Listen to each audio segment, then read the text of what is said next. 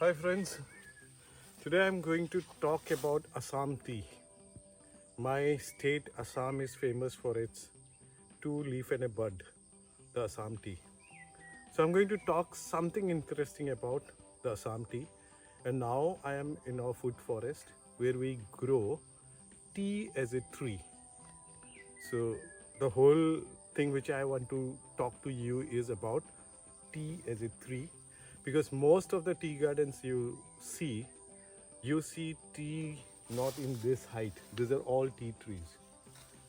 So we grow tea as tree and don't prune them or don't cut them annually to make a plucking table. And here we get the best quality tea. The insects don't come when we do it like jungle. We don't have to put pesticides and fertilizers to manage them. So your morning cup of tea, when we grow like this in the wild, it becomes the best tea for you.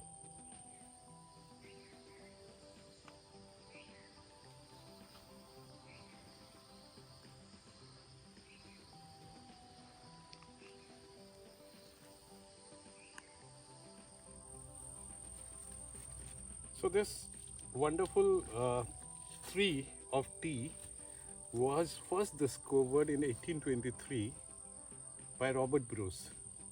But many historians miss the fact that there is a tribe in Assam called the Singpho tribes.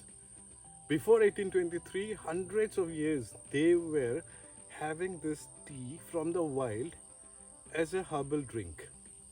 And how it came to be discovered is like Robert Bruce, actually he was a opium dealer. So he came for those opium collection in the wild, and then once in the forest he got sick, and the Singphos were working with them, and this Singpho tribe, they gave them this herbal tea to like to heal. And that was the start of him knowing about this tea, because they found those trees in China, but if it is growing in Assam, the Assamica variety, so they found with the Singpho. And there was this king or the Singpho chief whose name was Bisagam. So Robert Bruce started and found it, but more work has been done by his brother Charles Alexander Bruce, who actually introduced tea into that cultivation mode. He once took the help of Moniram Dewan, another very renowned personality who had so much of revolutionary ideas, and for whom the tea industry is now here with the local people. So he took Maniram Devan's help to meet Bisagam, the Singpho king, and then he went there, and he, in a boat, he brought some planting materials from the forest which the Singphos gave them, and in Upper Assam he planted those saplings near his quarter, and that was the start of cultivating this wild tea tree for our tea. Then he sent some sample to the then commissioner of Assam, and the route of selling tea outside, and East India Company started doing business with tea, and they started having the plantations. So when the East India Company planned to have plantations, so how the idea of cutting the trees, which is called pruning, started. It is also very interesting. By the time the East India Company started marketing the tea leaf, and then they used to give a land rent to the Singphos for getting the tea leaves. Payments were delayed, and again this Bisagam became a part of the 1857 Sepoy Mutiny, and they revolted against the British Empire, and they were not getting money on time, the land rent for giving tea to the East India Company. So they became very angry, and one fine day they started cutting all the bushes, trees which the British planted near Tinsukia which is now known as a tea garden called Bisa Kopi Tea Estate, by the name of that King Bisa, or the chief Bisa Gam. So they started cutting it. But what happened, it became a boon in disguise for the Britishers, because after that they could see that in the cut portion there were some lateral shoots coming out and more branching was happening, and that was the start of making the plucking table. How we make it, like, because they find it very difficult, because Singphos used to be like climbing the elephants to pluck those leaves. See, for example, this, it's very easy also. I feel happy growing this and doing it like this. We can pluck it like this, but it is more laborious. And the Singphos used elephants. They will sit in the elephants and they go inside and they pluck it. So they can go inside and they can pluck the tea leaves. So now the Britishers got that, okay, now the labor can be reduced if we cut them every year. So that pruning started. So the East India Company also, there is records, when you Google, you'll find in the history, even they train monkeys to climb up the big tea trees and pluck the tea leaves. Now, as a compassionate, natural and ecological farmer, what I feel is cutting the tree every year to get tea is against nature's rule. We cannot stop this plant to flower, because tea flowers are also very fragrant, very beautiful in the morning. Now I'm dense inside our food forest tea garden where we grow tea as wild. I will show you something, okay? So it flowers and we get seeds. We get those tea seeds. Flowers in the morning when you come, there are lots of honeybees. You will love the sound of the honeybees. So we can also produce honey here if we want to do a sustainable livelihood. Because what I believe is, for agroecological balanced system of farming, monocrop of tea and pruning it every year, not allowing the plants to reproduce because our needs had converted into greeds, we stop flowering and seed. This seed also gives us money and it regenerates. We can produce plants out of this. It regenerates. It can be a livelihood by selling the seeds to the people who wants to grow more tea.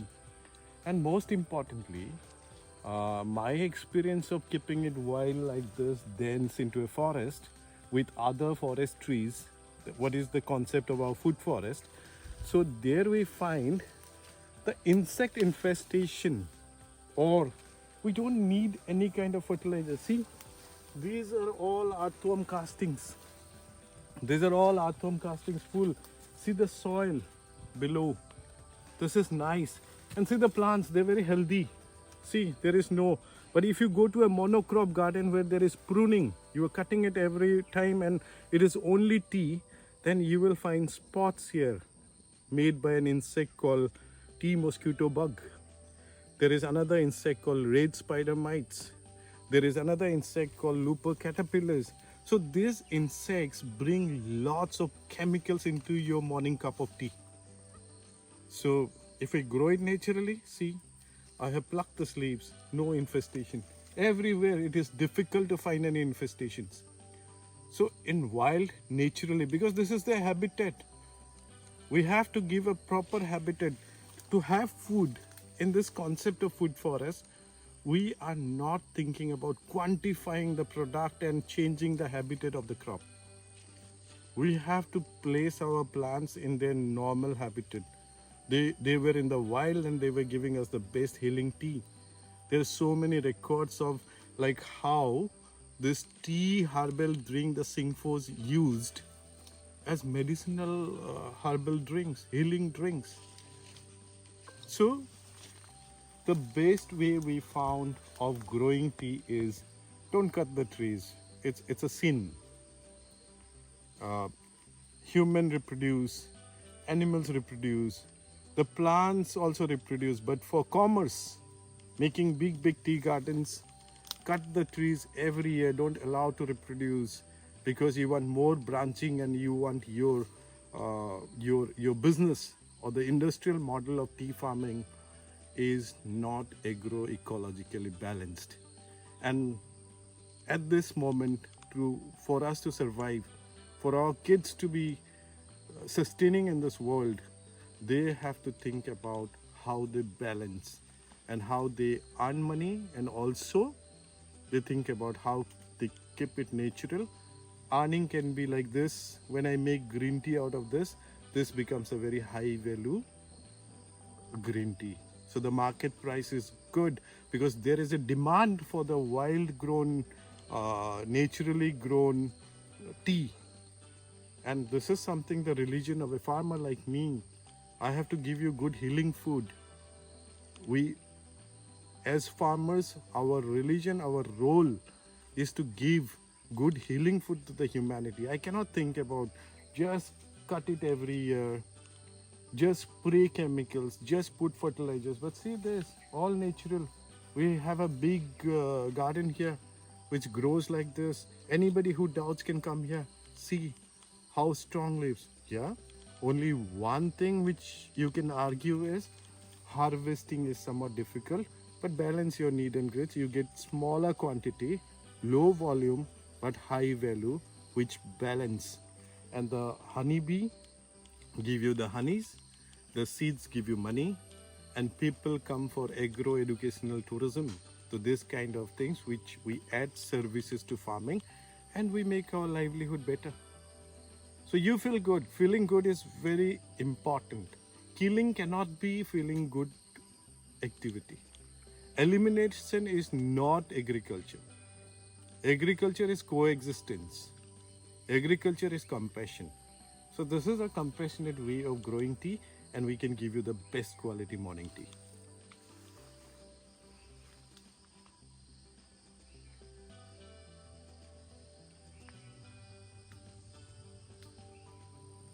What we need is a tea-based cropping pattern, where it is not only a monocrop of tea, but what you see here, we have wildly growing tea forest and also the food forest.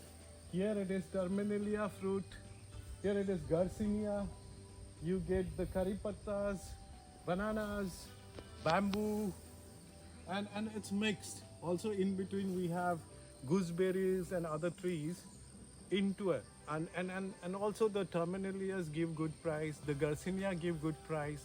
So combined, and there are so many herbs which we can combine with the tea to make it into more specialty products which sells in a high value.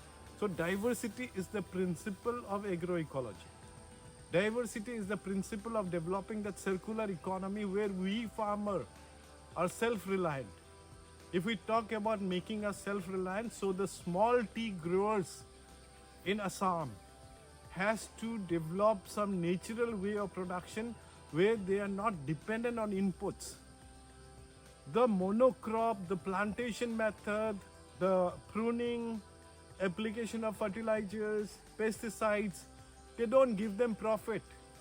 They pollute their villages. They make them dependent. They take loans.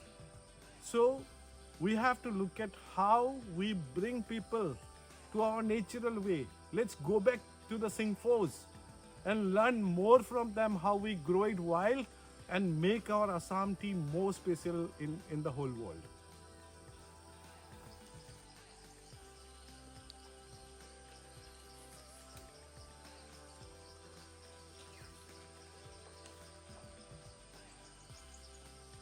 Tea which is grown from unpruned trees has a better mellow taste, and this is all because it has low caffeine content and EGCC content as reported by Sun et al. In 20. So according to National Institute of Nutrition, when tea trees are grown like this into trees wild, so the root system is very strong, which adds to more nutrients in the tea. Secondly, it is void of pesticides and fertilizers or chemicals, so you get organic, natural, wild grown tea. And again, what happens is, like, this tea is recorded that it can be brewed for several times. It doesn't get bitter. So you can brew the tea for several times. Same green tea leaves which you use from here, you can just brew it many times and the bitterness is less here. And another thing which is also mentioned is that when you grow tea like this, the storability is more. So you can keep it, the storage life is more. And many claim that with age, when you store longer, with age, the quality is more better. And nowadays there is market. We work in the whole agro educational tourism and developing food forests in the Northeast. So whenever we get people coming from outside the country, there is a high demand for wild tea, and also they search for that old tea which is stored in the farmer's place. So this is a balanced way of doing it. No labor cost, because here in our system weeds grow together, because we don't call them weeds. I just think that weeds are those plants whose importance might be the scientist has not found. So they save lots of water. It's totally rain fed. It's very important to revitalize the rain fed agriculture, because we cannot use that much of water which we use in plantations for spraying, for irrigation. We don't have that. This next world which we are going into, we have to think about how we revitalize the rain-fed agriculture. So this food forest model, where we also make food forest of tea into wild trees, into a tea-based cropping pattern, multi-storied, this can be very fruitful for the small tea growers of Assam, because their life has become cocktail of chemicals in the villages, because this monocrop which they started in their homestead gardens and near the villages has brought in lots of chemicals from herbicides, fungicides, insecticides. So the insecticide market is flourishing, but farmers are not making those profit. Insecticide companies are growing, insecticide dealers are mushrooming, but farmers don't grow. But with having a wild tea plantation, you can attract people from all over the world to come, experience, make some very value-added tea like the green tea. We have farmers who are making tea pounded in a dheki, that is a traditional like pounding system, and they make it handmade tea. So there are so many value addition which we can do and keep it natural. When you keep it natural, your cost of cultivation is very less and demand is there. So let us think about diversifying our tea gardens, diversifying the plantations which we already have started. Let us think about keeping unpruned and make it into trees in our homesteads. Wherever you have made the homestead tea garden small, 1 biga, 2 biga, let us make them into this kind of tea food forest, where we also incorporate other valuable crops like garcinia, amlas, drumsticks, herbs which can be blended into more value-added products with the tea, roselle. So there are so many options, the honeys, and agro-educational tourism, where people come to your village, they stay in your tea food forest, they enjoy how to make green tea, they learn the skills, and when they go back, they buy from you. They drink your tea at home and they pay for that. So let us do something like that. We have to build a circular economy. We have to have those 13 principles of agroecology when we develop some crop into a cash crop. So this is one example of coexistence, how we make tea jungle.